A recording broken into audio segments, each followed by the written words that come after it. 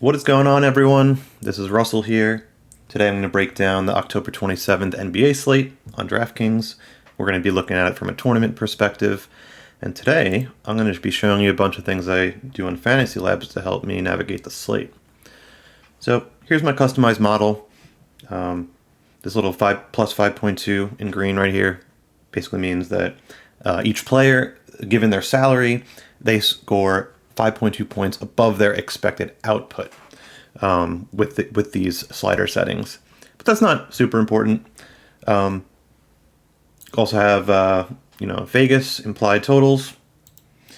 On-off tools, pretty cool. For example, there's no surprise Westbrook is rated so highly because LeBron's already ruled out. Anthony Davis is questionable, might not play. So, it doesn't take a tool to tell you that Russell Westbrook's going to have increased usage. But right here, we can actually see the exact number. So far this year, without LeBron on the court, Westbrook has a 28.7% increase in usage. Now, I will be referencing a bunch of numbers, but take them with a grain of salt because the sample sizes for this season are very small. Let's see, any other player news we got? Nothing new. Okay. All right. So let's start at point guard.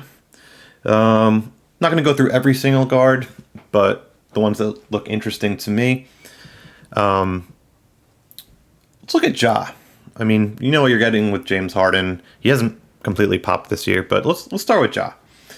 So Ja's been killing it recently. I mean, you can see his output here. Just dropped 40 the other night, and Fantasy Labs has him projected for only 2 to 4% ownership.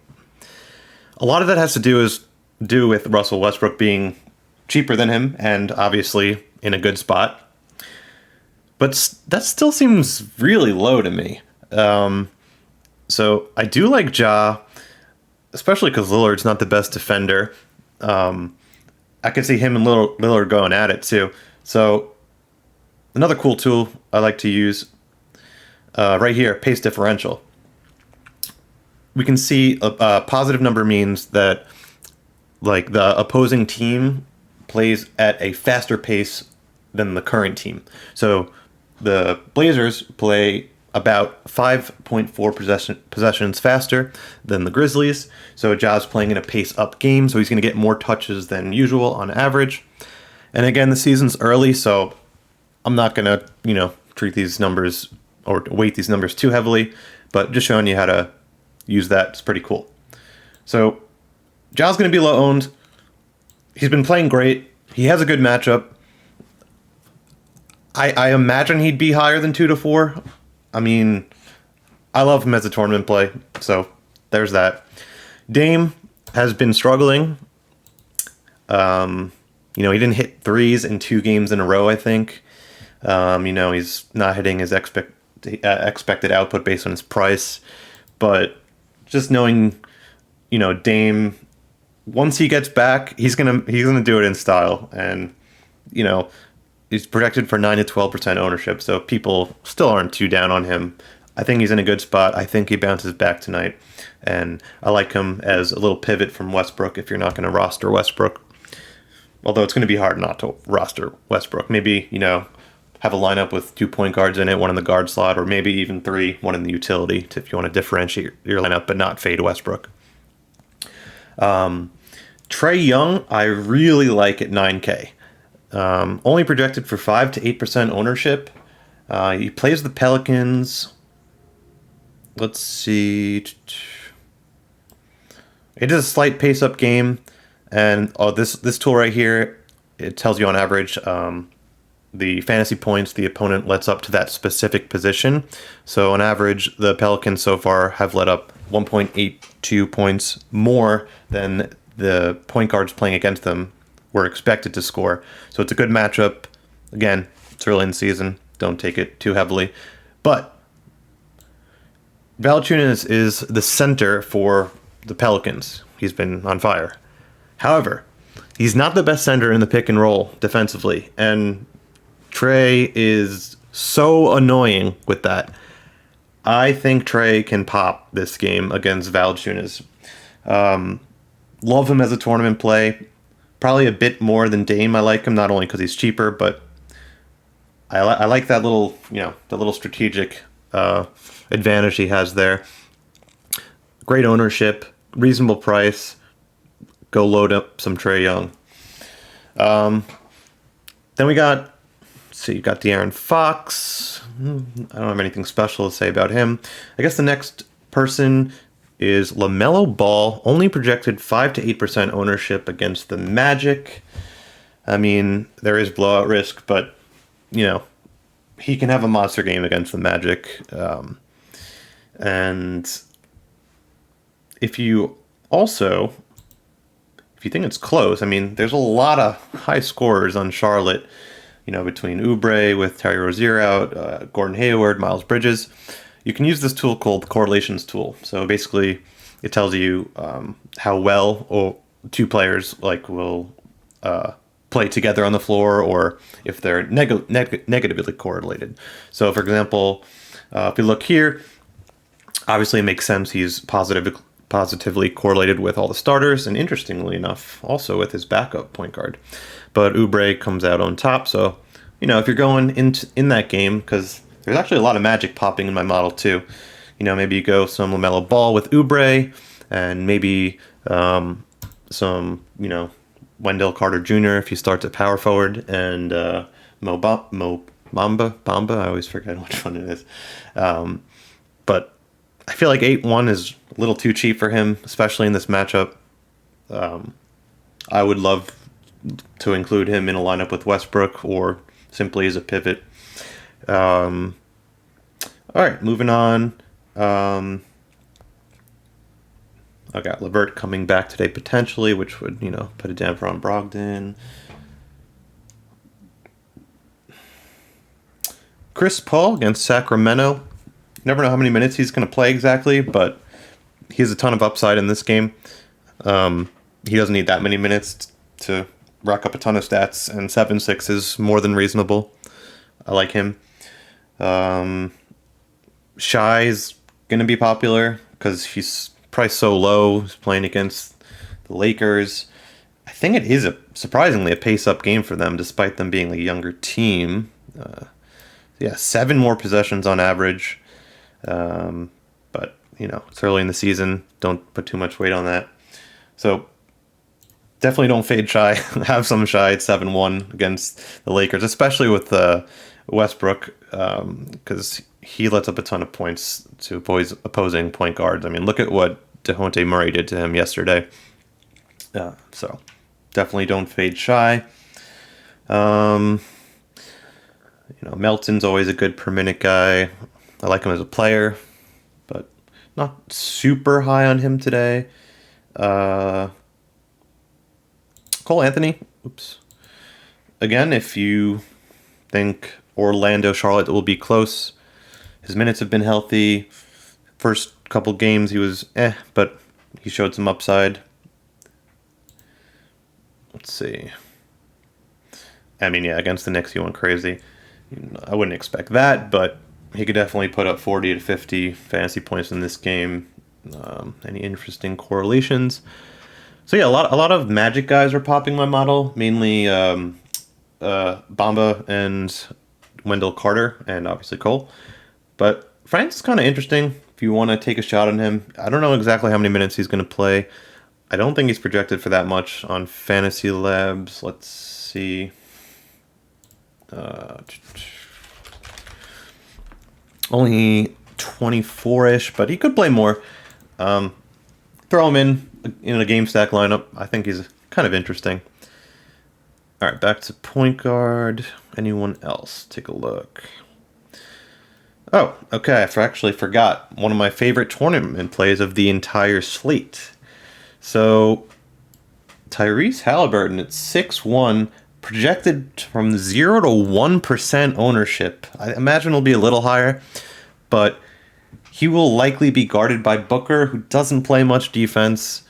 Halliburton flirted with a triple-double the other day. He has so much upside. I know his usage isn't the highest, but he doesn't need it. He doesn't need a ton of usage. I mean, look at that: 8 points, 7 boards, 9 assists.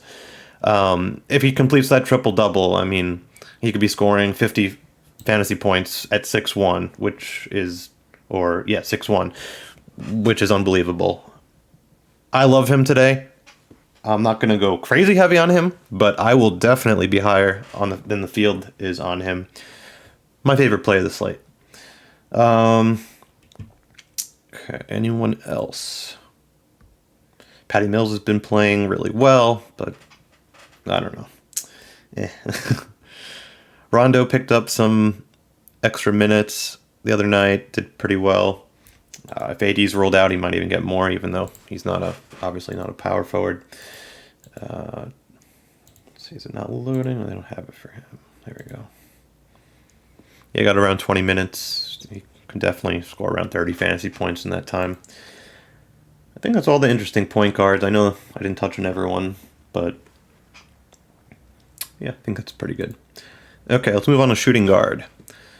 All right, starting off with the most expensive, Bradley Beal hasn't been hitting his expected output based on his salary, but against Boston, I think this could be a really juicy game. I don't think it has like a crazy high Vegas total. Let's see. Celtics are implied for about 115, Wizards 111. I could see it going higher than that. Only projected 5 to 8% ownership. Now's a good time to buy low on him. He's not going to be popular, not only because of his recent struggles, but he's expensive. And if you have Westbrook in your lineup already, you're probably going to want to pay down at shooting guard or, somewhere in the rest of the lineup. So love him as a tournament play. Also love Devin Booker. Like I said, him and Halliburton could be going back and forth. Booker has a big height advantage, so won't have any trouble shooting over him. He hasn't really... Has he popped this season so far? Yeah, it hasn't really popped yet, but we all know what he can do if he catches fire. And it's against the Kings, so it's a pace-up game for them. Shooting guard, they're still allowing a little bit more than you'd expect. I mean, the Kings are. So, love Bradley, love Booker. Fred VanVleet, I think, is a solid play. Had a great game last game, going up against assuming Duarte starts at shooting guard, going up against the rookie. So, I could see him, matching or coming near to 50 again. But I would prefer Jalen, who's actually rated slightly higher. Same price. But again, I like Boston versus Washington. I think you want exposure to that game. He had that monster game against the Knicks. I know it was double overtime, but I mean, Jalen's just so much fun to watch too. Any interesting correlations? Nothing too crazy. Makes sense. So yeah, you definitely want, if you're making a bunch of lineups, you definitely want Beal in a couple. You definitely want Booker, and you definitely want Jalen. Another 800. McCollum's been killing it. If we look at his box score, 57, 43, 37. I do think today might be a Dame day, but I don't think they're negative. Oh, they are negatively correlated. Never mind. So if you think it's a Dame day, which I do, maybe go a little bit lighter on him, but definitely don't fade him completely because he can easily outperform that 7-8 price tag. LeVert probably won't play many minutes if he plays, so I like him not necessarily today, but in the future when he gets back up to speed. Anthony Edwards, pretty interesting. Against Milwaukee, and they don't have Drew. Scoring really well. It's a reasonable price. I think there are more interesting players in that game, but potential pivot to think about it, only 2 to 4% owned. Talked about Halliburton. Oubre will be fairly popular. I think he'll be a little bit more than 5 to 8% owned, with Rozier doubtful to play. And again, I think he's highly correlated with LaMelo, no surprise. Plumlee, obviously, and pretty much all the starters. So I could see this being a nice juicy game to game stack to Charlotte, Orlando, and Washington, Boston. I like Bridges against the Kings. Doesn't always have the highest usage, but can get a ton of stats. Who is he going to match up against, though? Barnes? Let's check. We also have matchups tool here. So if we go to the Phoenix Suns, yeah, going up against Barnes, projected for 2.7 points above his expected output based on 5K. Not a crazy good matchup, but you know, the Kings played a fast pace. There could be a lot of turnovers, so I could see Bridges, having a big game. Speaking of turnovers, there was one other thing I wanted to say. Oh, okay, we'll get to that as small forward. Hold on. Back to shooting guard still. Terrence Mann is good value. His minutes have been a little erratic, but if he gets 30, it's more than enough for him to pay off that price.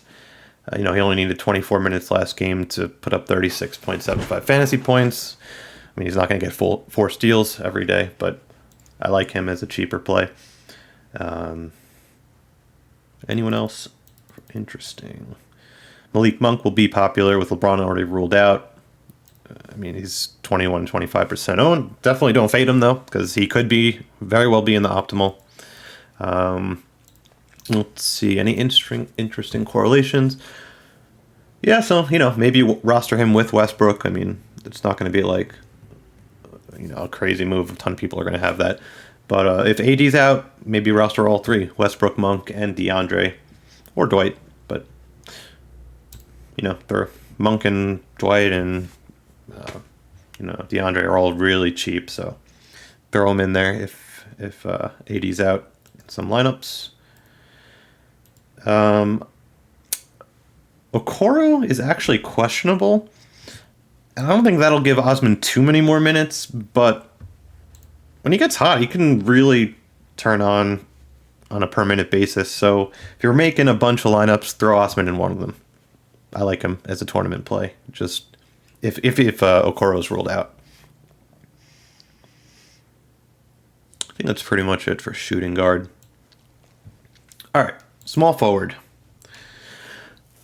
So we got real expensive KD, Paul George. I mean, I don't have anything special to break down about them. KD has a monster ceiling, Paul George has a monster ceiling. Their ownership's not super high, mainly because of Westbrook. But two people right here that I think are real interesting are Tatum and Butler. So one thing I kind of look for in the projections, you see how Butler is projected for less than Tatum, but today his ceiling is actually higher.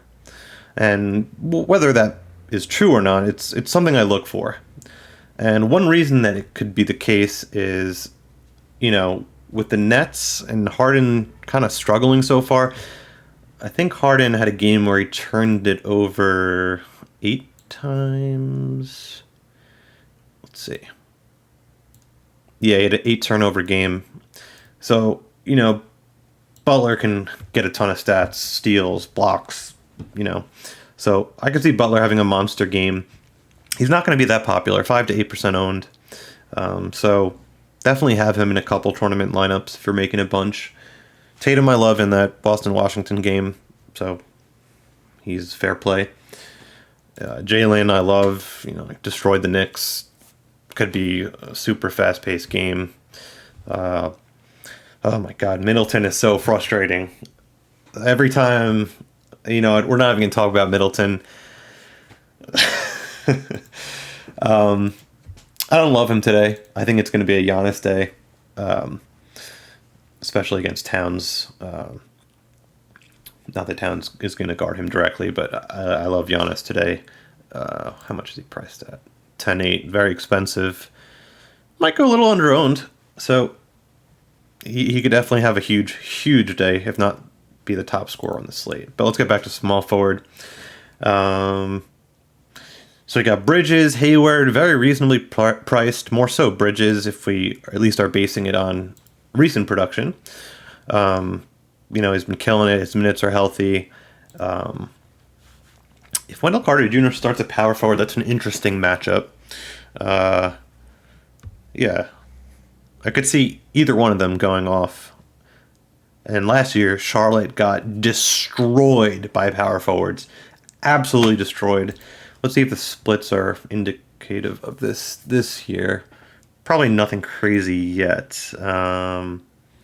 Where's Bridges? Oh no, we want Wendell because we want to see Charlotte. 1.88, yeah, that's pretty solid. But yeah, Bridges is every Charlotte player is pretty much in play. Love me some Bridges. Hayward has not been sexy, but I think it's a good game to target. So makes sense if you're going for a little game stack. Let's see, anyone else I like? I talked about Bridges. Giddey I like. Will be somewhat popular. But again, with LeBron and potentially AD out, this could be a fairly fast-paced game. Could rack up a ton of stats aside from just points. So I like Giddey at 4.8. Talked about man. Terence Ross is someone to think about, just purely because of this game. Doesn't see a ton of minutes. Bruce Brown will be fairly popular. Projected for 27 minutes.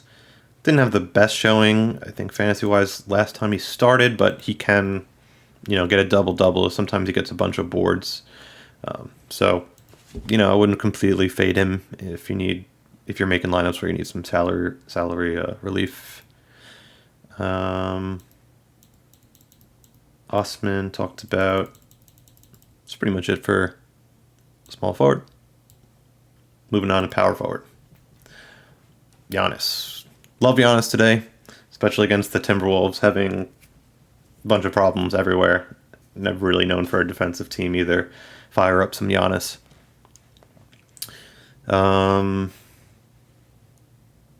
If AD plays, he's only projected for 2 to 4%.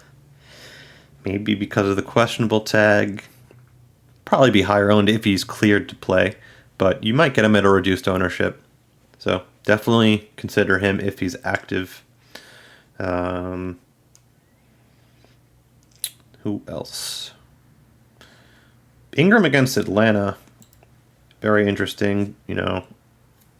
Whether is he going against Collins or will he draw? Let's see.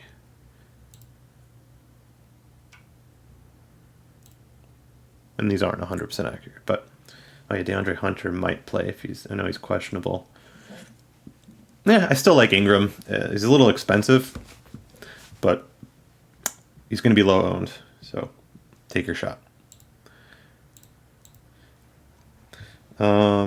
In the same game, I actually like John Collins a lot. I think he's like 6'3" today. In last game, he really can't. He popped, even though he only played 23 minutes. He almost put up 40 fantasy points. I like him a lot in this game. 2 to 4% ownership, very, very low. He could definitely clear 50 fantasy points if he plays 35 minutes in this game. 6'3" is more than reasonable. Definitely not a cash play, but I love him as a tournament play. Horford doesn't need a ton of minutes to, get a bunch of stats. Projected for 27. He's someone to throw in, in that Boston-Washington game that I like.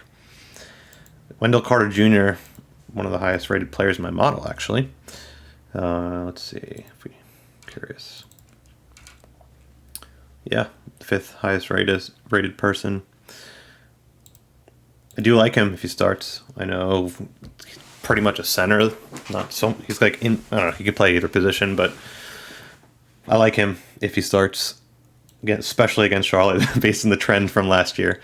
And I know, as it's a similar team, so it makes sense if that trend continues. All right. Let's see.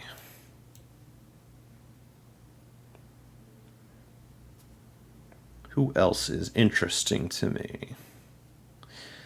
Melo, someone to consider if AD's rolled out.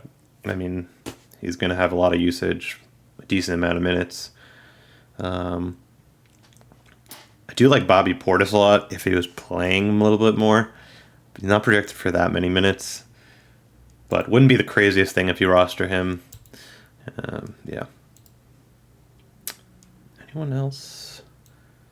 Oh, another injury, I'm not sure if I mentioned it, is we're waiting to hear if Norman Powell's going to play. If he doesn't play, I do like Nasir Little at only 3.9. I think he's power forward eligible. Or was he only small forward? Wait, let me check. Yeah. If Powell's ruled out, I love Little in this game for only 3.9.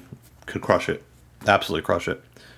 If Powell's ruled in, Powell will be very low owned, especially because of his injury. I think he's only 5'4". Could be a very, very high scoring, fast paced game against Memphis, so he will be overlooked at only 5'4", 2 to 4% ownership.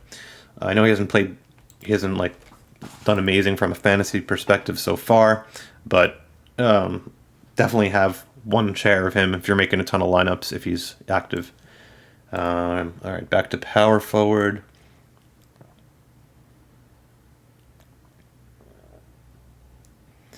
Covington's always someone to consider. It's hard to predict when his shot's gonna fall because he's not the highest usage player. But I love me some Covington. Jaden McDaniels is a good low cost option, projected for around 28 minutes. Robinson Earl started yesterday, had a pretty good showing. Another cheap option to consider. Not my favorite though. I think that's it, really. I don't know why Brandon Clark doesn't get more minutes. He's so good from a basketball perspective, in my opinion. It's a little frustrating that he's not getting more time, but all right. On to center. Giannis is center eligible. Towns, I think he put up like 70 fantasy points the other day. If Milwaukee's going to be starting Thanasis again at the 5, I don't think they will, but we'll see. Actually, regardless of who they start, I like Towns today. There's not much to say about him. He's just a beast. Sabonis' price is up there, but he's going to be only 5 to 8% owned according to the projection. Could see him playing well against Precious Achiuwa, or how do you pronounce his name? So he might go a little overlooked. Probably will be a little higher on the field, higher than the field on him. I love Valanciunas as a player, but I'm a little worried he may not see as many minutes as he usually does if Trey destroys him with the pick and roll. Maybe go a little lighter than him, lighter on him than usual, but he has monster upside. He scored 60 fantasy points the other day, so don't fade him completely. Bam against Brooklyn. Ooh, interesting. 5 to 8% owned. I don't think he's had a crazy good fantasy game yet. Pretty solid, but I could see him getting a ton of blocks or a ton of steals against Brooklyn. James Harden, if he's off, turns the ball over a lot. Got a good opponent plus minus, one on the top of the slate. So fire up some Bam. Who's my highest rated center? Bamba. He's going to be popular. Okay, back. We'll go down the list again. I like Nurkic today. He will be popular, but 6'9" is just a little too cheap in my opinion. I know he's been kind of scary to roster the past 2 games, but I like him. See if there's any interesting correlations with him. If you're rostering McCollum, pair him with Nurkic. Ayton goes against the Kings. He will probably be overlooked. 6'6" is really cheap. I know he's not the sexiest play, but I think the Kings were number 1 in opponent plus minus to centers so far in this young season. So I like Ayton actually more than Nurkic as a tournament play. He's obviously not rated as highly due to a bunch of factors. hasn't really popped yet. Nothing sexy there, but if he's going to have a great game, I like it to be today against the Kings. So it's a great pivot at 2 to 4% owned. Capella, I love in general. I'm not sure if he's going to clear 30 minutes yet. But he doesn't need that many minutes to just rack up a ton of blocks. So 6.5 is reasonable. 9 to 12% owned seems a bit high. I know he's cheap, but I like Collins more as a tournament play today. If you had to pick between one of the two Atlanta big men. Robert Williams is tough today because Horford's coming back. And, he had a big game against the Knicks, but that wasn't a double overtime game. He is cheap, and I do like this game, so I wouldn't fade him. I guess I'm about where the field is on this projection, 5 to 8%. Jared Allen had a nice game last game. Only 2 to 4% own projection. Like him against Zubac. Let's see. I know Mobley's there now, but I could see him getting 50 fantasy points at only 6.3, which is a great pivot from Bamba, who's 26 to 30% owned. So if you don't want to roster Bamba, maybe throw some Jared Allen in there. Talked about Wendell Carter. Steven Adams, really cheap based on his production. I don't think it'll sustain as it has been. He's averaging, in the upper 30s. Probably won't stay that way, but hey, ride him while he's hot. 5.3 is too cheap based on the current price. Achua is rated highly because he's good value. Don't love him as a tournament play. Keep an eye on AD news. Let's actually check anything. Nothing. Wait. Questionable. Okay, nothing. So, if Dwight gets the start, he doesn't need a ton of minutes to, if he's on, to just rack up a ton of blocks and other stats, rebounds, points. I think that's pretty much it for center. Make sure I didn't miss anyone. Let me go back up here. Plumlee, 0 to 1% owned. Another good pivot from Bamba. I know Bamba's, pretty solid defender, but don't fade Plumlee if you're going to get that ownership discount on him. Yeah, I think that pretty much concludes the slate. I'll take a look at everyone again.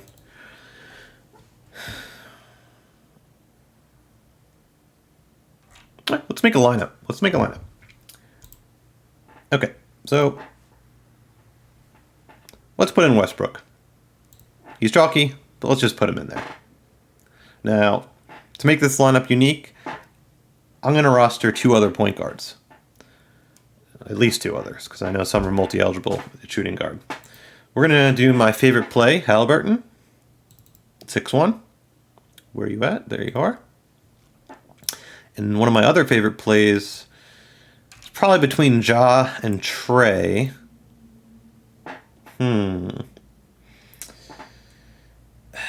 It's a tough one. Who do I want to go with? I think I'm feeling Trey today.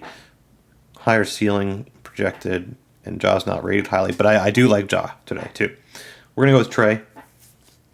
I don't know if Powell's playing, but, this is subject to change. So for now, I'm going to put in Little.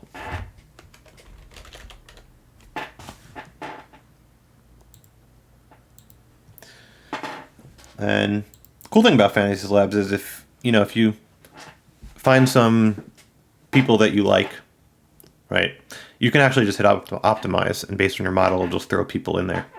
That's not exactly how I make my lineups, but let's just see what happens. Oh, look at the magic coming in. Okay. So we got Trey Young, Malik Monk, no surprise there. Little. Ooh, that's kind of interesting, playing both of them. Wendell Carter, Bamba, Westbrook, Horford, Halliburton. We have 300 left over. mean, yeah, Horford could put up a lot of points.